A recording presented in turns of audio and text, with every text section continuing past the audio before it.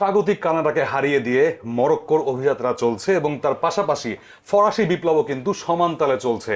Quarter ফাইনালে এই দল হবে মুখোমুখি এবং আজকের big big match the Selecao versus the Vikings, অর্থাৎ ব্রাজিল ভার্সেস নরওয়ে, সবগুলো ম্যাচ নিয়ে কথা হবে আজকে ডি বক্সে। বরাবরের মতো ডি বক্স নিয়ে চলে এলাম আবারও চ্যানেল আইয়ের পর্দায়। রাত 12:30টায় দেখছেন প্রতি ম্যাচ নাইটে, তার পাশাপাশি ওটিটি প্ল্যাটফর্ম আই স্ক্রিনে দেখছেন সবগুলো ম্যাচ লাইভ এবং তার পাশাপাশি ধারাভাষ্য শুনতে বাংলায় টিউন করে থাকবেন রেডিও ভূমি 92.8 FM। সো সবকিছু নিয়ে যদি কথা বলতেই চাচ্ছি, আজকে বল বীর প্রান্তর আবারও হাজির হয়ে গেলাম আপনাদের সাথে নিয়ে এলাম আহমেদ বিন পারভেজ। ইয়েস, আহমেদ বিন পারভেজ এবং বল বীর প্রান্তর। আজকে আপনাদেরকে নিয়ে যাব প্রথমে মরক্কো ডান্সে। মরক্কো স্বাগতিক কানাডাকে হারিয়ে দিয়েছে 3-0 গোলে। কে ভাবতে পেরেছিল এটা? হ্যাঁ, আসলেই প্রথম 70-75 মিনিট পর্যন্ত কেউই ভাবতে পারেনি যে ম্যাচটা এত সহজ হয়ে যাবে। তবে কানাডা যেহেতু ঘরের মাটিতে খেলছে, তারা তাদের হোম অ্যাডভান্টেজ নেওয়ার চেষ্টা করেছে, তাদের গতি ব্যবহার করার চেষ্টা করেছে। অ্যালফোনসো ডেভিস আজকেও অ্যাবসেন্ট ছিলেন সেই দিনটাতে এবং তার অনুপস্থিতিটা আসলে খুবই একটা ভুগিয়েছে কানাডাকে বলা যায়। তাদের কোয়ালিটির অভাব ছিল সামনের দিকে। তবে ওভারঅল যদি বলি, তাদের পজিশন বেটার ছিল, বেশি সংখ্যক শটও নিয়েছে। মরক্কোকে খানিকটা টায়ার্ড ছন্নছড়া মনে হচ্ছিল। তবে সেকেন্ড হাফে যখন ওনাহি তিনি বক্সের বাইরে থেকে গোলটা দিলেন, তারপর কিন্তু গোল পরিশোধের চেষ্টায় মরিয়া কানাডা অনেক জায়গা ছেড়েছিল পেছনে এবং সেই সুযোগ নিয়ে আরো দুটো গোল মরক্কো করে কনভিন্সিং একটা স্কোর লাইন নিয়ে শেষ করেছে 3-0 গোলের জয়। সো একটা মাত্র প্রবলেম আমার কাছে মনে হচ্ছে মরক্কো দলটা, তাদের যে মূল স্কোরার সাইবারি ইনজুর্ড হয়ে গেছেন ফার্স্ট হাফে, সেটা তাদেরকে ভোগাতে পারে হয়তো সামনে। Yes, absolutely. এবং ব্রাহিম ডিয়াজের কথা তো বলতেই হয়। দি মাদ্রিদ ম্যান যেভাবে অ্যাসিস্ট করে যাচ্ছেন, অলিজেকে একটু করে ধরে ফেলছেন। 4টা অ্যাসিস্ট সেখানে ইব্রাহিম ডিয়াজের এবং সেই অলিজের 5টা অ্যাসিস্ট, 5টাতেই থাকছে বিকজ ফরাসি বিপ্লবের সেই ম্যাচটাতে প্যারাগুয়ের সাথে মারামারি ঘুষাঘুষি সবই চলেছে ফুটবলটা বাদে। বাট শেষ পর্যন্ত রেফারি অনেকগুলো হলুদ কার্ড দিয়ে শেষ করেছে এবং এমবাপ্পের সেই পেনাল্টিতে দেওয়া গোলে ফ্রান্স জয় পেয়েছে, অর্থাৎ অলিজের আর দরকার হয়নি। সো এই যে বডি অ্যাটাকের ম্যাচটা, এই ম্যাচটা নিয়ে কি বলবেন? নামটাই তো প্যারাগুয়ে। এখন আমরা যদি একটু কোলোকিয়াল ভাবে বলি, প্যারা দিয়েছে তারা। ফিজিক্যালি খুবই ডমিনেন্ট একটা টিম ছিল এবং প্রথম হাফের পর আমার মনে হয় দেশমের সঙ্গে ওই ফ্রেঞ্চ প্লেয়ারদের একটা আলোচনা হয়েছে এবং তারাও পরে সিদ্ধান্ত নিয়েছেন যে না, আমাদের ফিজিক্যাল খেলতে হবে, উপায় নেই। এবং ম্যাচ শেষে যখন প্যারাগুয়ের গোলরক্ষক তিনি হ্যান্ডশেক করতে আসলেন এমবাপ্পের সঙ্গে, তিনি কিন্তু সেটাতেও গেলেন না। সুতরাং বোঝা যাচ্ছে যে তারা ফিজিক্যালি জ্যাটার্ড হয়ে, তারা নিজেরাও যখন ফিজিক্যাল খেলেছে, মানসিক জায়গা থেকে ফ্রান্স তারা একটা অন্য লেভেলে ছিল। তবে পেনাল্টি আদায় তারা ঠিকই করতে পেরেছে এবং সেই একটা গোল দিয়েই তারা ম্যাচ জিতে নিয়েছে। কোয়ার্টার ফাইনালটা সেট করলো তারা মরক্কোর সাথে। এবং প্যারাগুয়ের একটাই সবেধন নীলমণি সেখানে, গোলকিপার বনু, যিনি কিনা এমবাপ্পে, অলিজে, ডুয়ে এত নাম থাকার পরেও ম্যান অফ দ্য ম্যাচের পুরস্কারটা কিন্তু নিজের করে নিয়েছেন শেষ পর্যন্ত। তিনি গিল, ইয়েস, অরল্যান্ডো হিল, বনুর কথা বলছিলাম, মরক্কোর, দুঃখিত। সো সেই অরল্যান্ডো হিল ডেফিনেটলি তিনি বগল দাবা করে নিয়েছেন ম্যান অফ দ্য ম্যাচের সেই পুরস্কারটা। এবং এত মারামারি হয়েছে যে মরক্কোর বনু, তারপরে আবার সেই মানে গোলকিপারদের ওয়ার্ল্ড কাপ চলছে যেখানে এত গোলকিপার এত মানে দুর্দান্ত কাজ করছেন। It's really amazing to see goalkeepers heading the headlines definitely.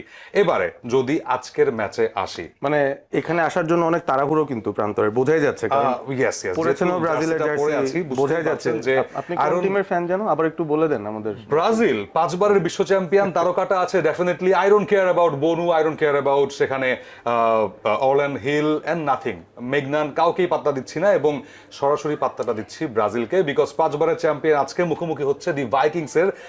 যদিও আমি জানি আপনি সেখানে কথাটা টানবেন যে ব্রাজিল এখনো নরওয়ের বিপক্ষে জিততে পারেনি আন্তর্জাতিক ফুটবলে, ইটস ফাইন। তারপরেও নামটা যেহেতু ব্রাজিল, সেহেতু কিন্তু একটা স্মৃতি চলে আসে যে ব্রাজিল কোনো মতেই ম্যাচটা বের করে নেবে। এই ম্যাচে যাওয়ার আগে ছোট ছোট কিছু ব্যাটল কিন্তু আছে। যারা প্রিমিয়ার লিগ ফলো করেন, ইংলিশ প্রিমিয়ার লিগ, সেখানে প্রায়শই দেখে থাকবেন সেখানে গ্যাব্রিয়েল মাগালেস এবং হালান্ডের মাথা দিয়ে ঠোকাঠুকি। তারপরে যদি বলি সেখানে ওডেগার্ড বনাম, আজকে কিন্তু এই যে সেট আপ ব্রাজিলের, সেখানে কুনিয়াকে প্রায় দেখি আমরা। সো সেই ব্যাটেলটাও কিন্তু আজকে টেনে নিয়ে আসা হবে। প্রিমিয়ার লিগের লাস্টের অক্টোবরের ম্যাচটা 2025-এর, যেখানে এই ঠোকাটুকিটা হয়েছিল। এবং সামনে ফরওয়ার্ড করে যদি জানুয়ারিতে আসি, কুনিয়ার দুর্দান্ত গোলে কিন্তু ম্যানচেস্টার ইউনাইটেড 3-2 গোলের জয় পায় আর্সেনালের সাথে এবং সেই আর্সেনালে খেলেছিলেন ওডেগার্ড। হালান্ডকে নিয়ে এত কথাবার্তা বলছেন, কিন্তু এই যে ওডেগার্ড, সরলট, যারা কিনা হালান্ডকে বলটা পাস দেয়, তাদেরকে নিয়ে কথা হচ্ছে না। সো কুনিয়া এবং কাসেমিরো, এই দুজন কিন্তু জানেন কিভাবে ওডেগার্ডকে আটকাতে হবে। Spicy battle definitely. Spicy battle, আপনি ইন্ডিভিজুয়াল ব্যাটলের কথা বলছেন, অ্যাজ এ টিম যে রেকর্ডটার কথা আমরা বারবার মেনশন করতে চাই সেটা হচ্ছে নরওয়ে। তারা ব্রাজিলের সঙ্গে এখনো পর্যন্ত কোনো ম্যাচ হারেনি, দুটো জয় এবং দুটো ড্র রয়েছে তাদের, যার মধ্যে সবচেয়ে উল্লেখযোগ্য ছিল 1998 সালে নরওয়ে ভার্সেস ব্রাজিলের গ্রুপ স্টেজের ম্যাচ হয়েছিল, সেখানে 2-1 গোলে সেই ম্যাচটা কিন্তু নরওয়ে জিতে নিয়েছিল। তবে নরওয়ের জন্য কিছু দুঃসংবাদ আছে, তাদের স্টার্টিং 11-এর কিছু সমস্যা রয়েছে। রাইট ব্যাকে রায়ারসেন যিনি আছেন দলের মূল সেট পিস টেকার ওডেগার্ডের পাশাপাশি, তিনি ইনজুরির কারণে হয়তো আজকে স্টার্ট করবেন না বা স্কোয়াডেই নাও থাকতে পারেন। তার জায়গায় পেডারসন আছেন এবং ওইটা এমন একটা উইং যেদিক দিয়ে ভিনি জুনিয়র ঢুকবেন। সো খুবই ক্রিটিক্যাল একটা জায়গায় আসলে আঘাত পেয়েছে নরওয়ে ম্যাচ শুরুর আগেই। এই টেনশন তাদেরকে ফেস করতে হবে এবং সেই সাথে এর আগ পর্যন্ত আমরা যদি নরওয়ের পুরো প্রোগ্রেসটা দেখি, 4টা ম্যাচ তারা খেলেছে, এলিট লেভেলের একটা ডিফেন্সের এগেনস্টে কিন্তু তারা খেলেনি এবং এইবার প্রথম তারা গ্যাব্রিয়েল মাগালেশ এবং মার্কিনিওসের মতো ওয়ার্ল্ড ক্লাস দুজন সেন্টার ব্যাককে টেক্কা দিয়ে যেতে হবে। সো হালান্ড যে 5টা গোল দিয়েছেন এই ম্যাচটায়, তার জন্য কিন্তু স্পেস বের করা, গোল করা খুব একটা সহজ আমার কাছে অন্তত মনে হয় হবে না। সবসময় আমরা শুনি যে জীবনে দুটো কথা মনে রাখবেন, বাট আমি বলছি জীবনে 3টা প্রশ্ন আপনি সবসময় করবেন এই ম্যাচের আগে।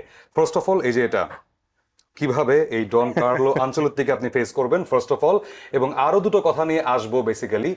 সবার আগে লুকাস পাকেতা ইনজুর্ড, তার জায়গায় কাকে নামাবেন সেখানে? আপনি তো ব্রাজিল ফ্যান, আপনার পছন্দের কে হতে পারে সেই জায়গায়? দানিলো ডেফিনেটলি, সেখানে কোনো কথা নেই, তিনি হয়তো নেমে যাবেন। মার্টিনেলিকেও সেখানে ইউজ করতে পারেন। হ্যাঁ, এরকম আনচেলত্তি। লেখালেখি হচ্ছে ডেফিনেটলি, বিকজ ওই দিকটা দিয়ে ঢুকে ব্রাজিলের ফরওয়ার্ড লাইনকে সাহায্য করার মতো সব রসদ কিন্তু মার্টিনেলির আছে এবং মার্টিনেলি শোড দ্যাট। এর চাইতেও $1 মিলিয়ন কোশ্চেন আমাদের সামনে, যে 3টা কোশ্চেনের কথা বলেছিলাম। লাস্ট কোশ্চেনটা, নেইমারকে আপনি দেখবেন কিনা পুরো 90 মিনিট ধরে? এই কোশ্চেনের অ্যান্সারটা অবশ্যই জানতে যাবো আপনার কাছে। আমি আসলে এটাই প্রশ্ন করতে চাইছিলাম যে নেইমার যদি ফিট থাকেন তাহলে তিনি স্টার্ট করছেন না কেন? এবং আমরা ফ্রান্সের যদি দলটার দিকে তাকাই, তারা কিন্তু দুজন সেন্ট্রাল মিডফিল্ডার নিয়ে বাকি 4জন ফরওয়ার্ড দিয়ে কিন্তু তাদের ফ্রন্ট সিক্স সাজাচ্ছে। সো ব্রাজিলকে যদি একটু অ্যাটাকিং খেলতেই হয় সেই জায়গায়, তিনি পাকেতা যেহেতু মিডফিল্ডার, তার জায়গায় একটা ফরওয়ার্ডই নামাতে হবে। মার্টিনেলি ডেফিনেটলি একটা ভায়াবল অপশন আমার কাছে মনে হয়, বাট যদি নেইমার থাকেন আমার মনে হয় ওই ব্রিজটা, ওই লিঙ্ক আপটা আরো অনেক বেটার হয়। সো আমি আশা করবো এটাই যে কার্লো আনচেলটি নিশ্চয়ই বেটার জানেন, তিনি সবাইকে তাক লাগিয়ে দিয়ে যদি আজকে নেইমারকে শুরু করেন, আমি খুব খুশি হবো পার্সোনালি। মানে I am not a Brazil fan, তারপরে আমি পার্সোনালি খুব খুশি হবো, কারণ এটা ট্যাকটিক্যালি ব্রাজিলের জন্য খুব ইম্পর্টেন্ট হতে পারে আজকে নেইমারের ইনক্লুশনটা 11-এর মধ্যে। Yes, exactly. সো সেখানে কাসেমিরো, মার্টিনেলি থাকবেন অবশ্যই যদি থাকেন সেখানে, এবং কুনিয়ার রোলটা অনেক বড়, বিকজ কুনিয়া সেই প্রিমিয়ার লিগে লাস্ট ম্যাচ ওডেগার্ডকে ফাঁকি দিয়ে কিন্তু সেই গোলটা করেছিলেন, এবং কুনিয়া সেই গ্যাব্রিয়েল মাগালেশকে কিন্তু ফাঁকি দিয়ে গোলটা করেছিলেন। এই ব্রাজিল নরওয়ের ম্যাচে সরাসরি প্রেডিকশন যদি জানতে চাই, কি হতে পারে? এক্সট্রা টাইমে যাবে।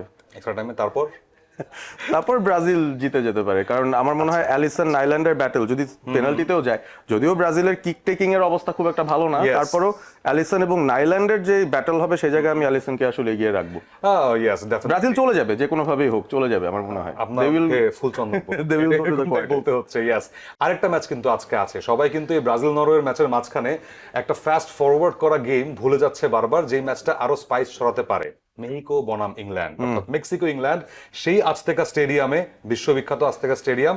ইংল্যান্ডের একটা দুঃস্বপ্ন আছে অবশ্য স্টেডিয়ামটাতে, অবশ্যই আছে, এবং 40 বছর পেছনে যদি যাই, সেই বিশ্বকাপ যেখানে ম্যারাডোনা এক হাতে জিতিয়ে দিয়েছিলেন আর্জেন্টিনাকে, শেষ 40 বছর আগেই ইংল্যান্ড এই আজতেকা স্টেডিয়ামে খেলেছিল আর্জেন্টিনার বিরুদ্ধে, যেই ম্যাচটায় ম্যারাডোনার হ্যান্ড অফ গড গোল এবং গোল অফ দ্য সেঞ্চুরি দুটোই হয়েছে। সুতরাং এই দুঃসহ স্মৃতি নিয়ে 40 বছর পর ইংল্যান্ড আবারও আজতেকাতে আসছে। তবে এখানে আরো বেশি সমস্যা তারা ফেস করছে মেক্সিকোকে, যারা এই পার্টিকুলার মাঠে গত 13 বছরের মধ্যে মাত্র 2টা ম্যাচ হেরেছে।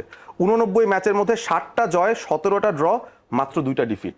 হাই অল্টিটিউড ইংল্যান্ডের খেলোয়াড়রা এমনিতেই নতুন কিছু সাপ্লিমেন্টও নেওয়া নাকি শুরু করেছেন এই ম্যাচের জন্য নিজেদেরকে প্রস্তুত করতে। সো এই গরম, অল্টিটিউড, বৈরী একটা আবহাওয়া এবং বৈরী কন্ডিশন, প্রতিপক্ষের সাপোর্ট, সবকিছু মিলে আমার কাছে মনে হয় যে খুবই টাফ একটা গেম ইংল্যান্ডের জন্য এই ম্যাচটা। প্রেডিকশন কুইক করে? আমি তো মনে করি মেক্সিকো জিতে যাবে। 2-1 মেক্সিকোর পক্ষে। ওকে, মেক্সিকোর পক্ষে রায় দিয়েছেন আহমেদ পারভেজ।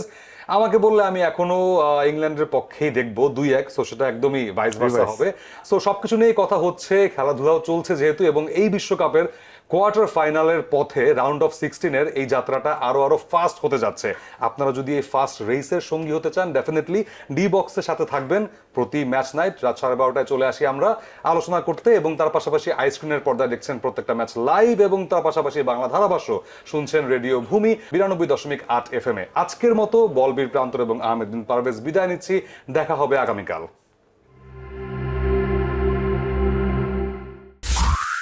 রেডিও ভূমি 92.8 FM।